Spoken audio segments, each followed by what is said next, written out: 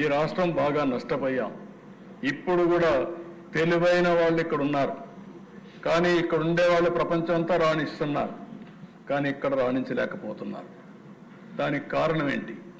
ఈరోజు దక్షిణ భారతదేశంలో తక్కువ జిఎస్టిపి వచ్చే రాష్ట్రం, తక్కువ ఆదాయం వచ్చే రాష్ట్రం, తక్కువ తలసరి ఆదాయం వచ్చే రాష్ట్రం ఆంధ్రప్రదేశ్ రాష్ట్రం. ఇది ఏమాత్రం కూడా ఆమోదయోగ్యం కాదు. దీన్ని మనందరం కూడా ఆలోచించాల్సిన అవసరం ఉంది. అదే మరిగా అధికార యంత్రాంగాన్ని కూడా కోరేది, మానవతా దృక్పథంతో ఆలోచించండి. ఆలోచించి సమస్యల పరిష్కారానికి మీరు ముందుకు రండి. అందరం కలిసి పనిచేద్దాం.